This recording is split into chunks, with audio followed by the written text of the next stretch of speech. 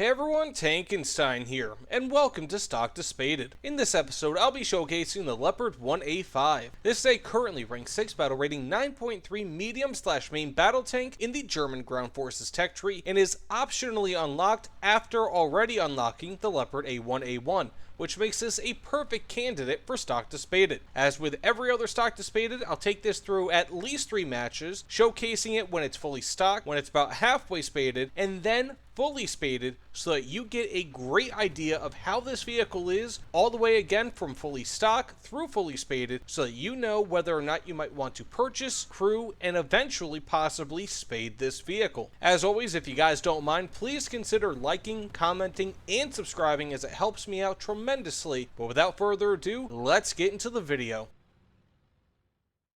So here we are fully stocked with the Leopard 1A5, and yeah, this vehicle, it's strange to say, but it's actually worse fully stocked than the fully stocked 1A1. And you might be asking yourself, well, hey, Tankenstein, how the hell is that possible? Well, this lacks the APDS that has. So you actually lose APDS going to this vehicle, oddly enough. It's just a very strange thing to lose. I'm not sure if that's historically accurate, but it kind of sucks because this is a higher BR and you're facing tougher vehicles with more ERA. So it's kind of a weird loss, and I feel like this vehicle would actually be noticeably better if it had access to APDS. I mean, I don't really know if APDS would do much in that instance, but one has to kind of wonder. Ooh, look at that. That was a nice shot. Now, of course, HeatFS can still do work. Don't get me wrong. But it's not like this is a better HeatFS. It's literally the same exact HeatFS as before. Okay, got him on the side. APDS would be much better in that scenario. Like, way better in a scenario like that. But it is what it is. So, that said, though, I mean, overall, this is still a better vehicle, especially once, obviously, you spade it. Because on the first modification row, literally the first row, you get the DM23. DM23 is what you get on the third row of the A1A1. So immediately, pretty much, you can get yourself APFSDS, which is really good APFSDS, you know, for that matter. And, you know, at least for this BR. So overall, again, you are seeing a pretty big upgrade with this vehicle. Additionally, this does have access to the DM33, which is really nice, obviously. That has 400 millimeters of armor pen, whereas this, only, I think the DM23 has access to something like, well, a lot less armor pen than that. Nice, got the kill. Ooh, got that kill too. Kind of lucky here. But overall, so this also has access to to thermals, whereas the DM23, or whereas the A1A1, my apologies, this is a really hot battle here. Whereas the A1A1 only has access to night vision. So again, another big upgrade. This has access to, well, let's just go put this in. So you have the laser rangefinder, DM33, and also thermals with this, whereas again, the A1A1 lacks all of that. So, that sucks. Would have been nice if I was able to shoot him. But in all, I mean, fully stocked though, you still get good mobility. This only weighs 0.1 ton more than the A1A1. So it's essentially identical mobility.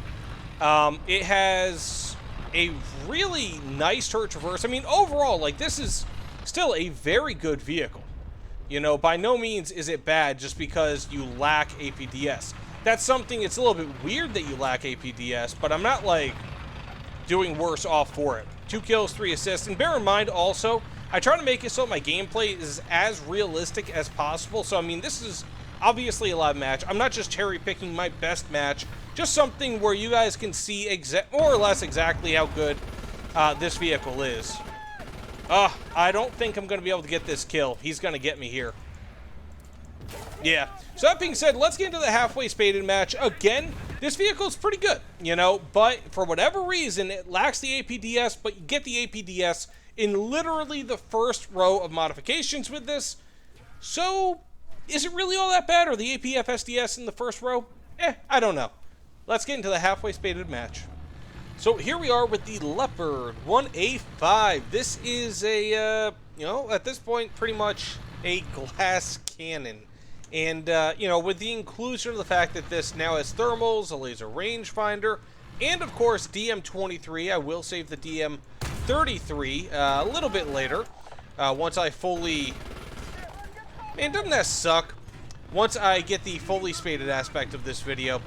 Yeah, this thing is pretty damn solid in that regard.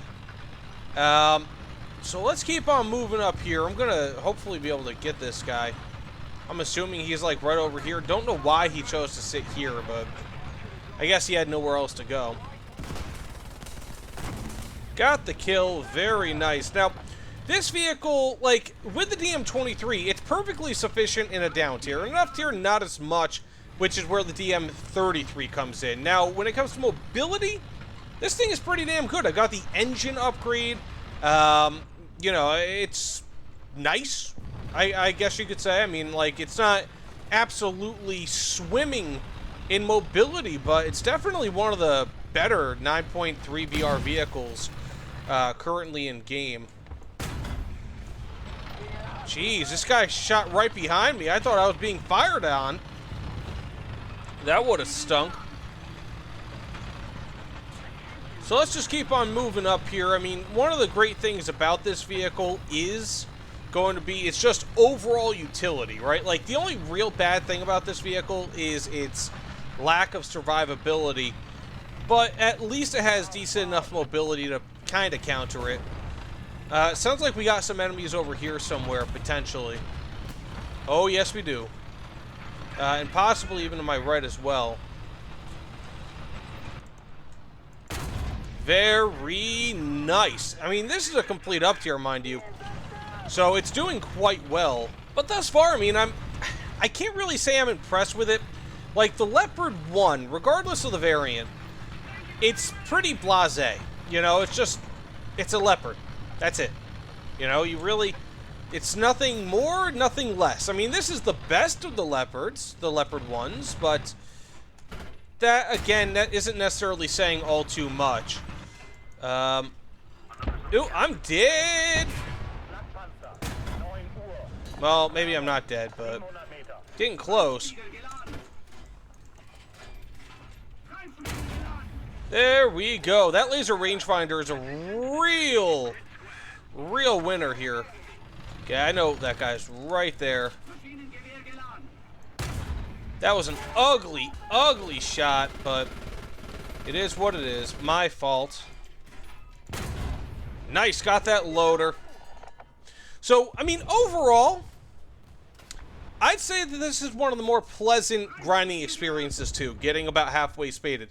So, I'm also doing a stock to spaded on the M48 Super. Not sure which one I'll be releasing first, this or that. But I can tell you this, this is an easier grind than the M48 Super for a few reasons. The Super has about 20 or 25% greater combined RP costs of all the mods compared to this, which really sucks, despite the fact that I think it actually has one fewer modification, again, compared to this. So, I mean, there's a lot to it where it's like, I feel like this is probably just an overall better vehicle. Well, I shouldn't even say that. This is a better sniper. This is a great sniper, one that you can, like, just go from point A to point B, and, like, the mobility, even in up tier, is pretty suitable with this, which is nice. It's really, again, you don't really suffer from mobility. You don't suffer with lack of armament, for the most part. Where you suffer is going to be that armor. This doesn't really offer you the chance to survive many shots unless you have a shot that goes right through you because it just overpens. That's pretty much it, you know? So there's a lot of give and take with this. Also, one thing I did not mention in the fully stock match is that the A1A1 actually has greater zoom compared to this. It's got a greater amount of gunner's optics zoom, which is odd. It's like, I think, around 25% greater than this. I mean, not that this is bad at all, but it's just a little bit strange in, I guess, some ways. But not too bad thus far. I got 4 kills, 2 assists, and I'm back up and running with, you know, a conscripted crew member. So, again, pretty damn good. I'll probably die. Whoops! Whoopsie diddly! That's on me. But anyways, that said, let's get into the fully stock, or the fully spaded match. See what we can do, but not too bad. 4 kills, 2 assists. Again, this is a very well-rounded vehicle, although definitely more in favor of armament and mobility over armor. So here we are, fully spaded with the Leopard 1A5, and I'll be honest with you guys, this thing is thoroughly surprising.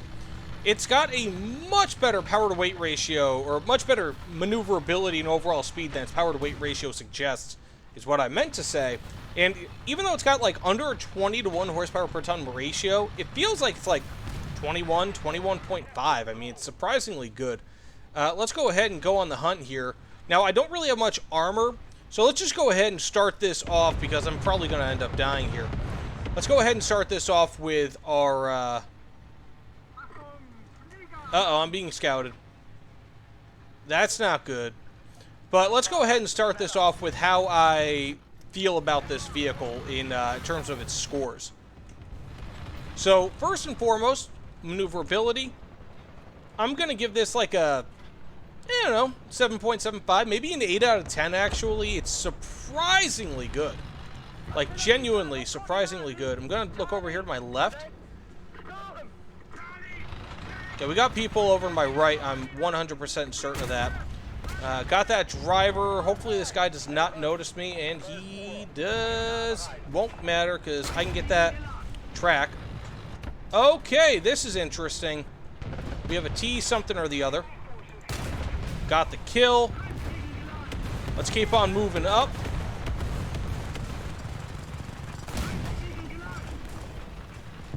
Now, the overall speed, again, 7.75, maybe an 8 out of 10. I mean, it's really that good.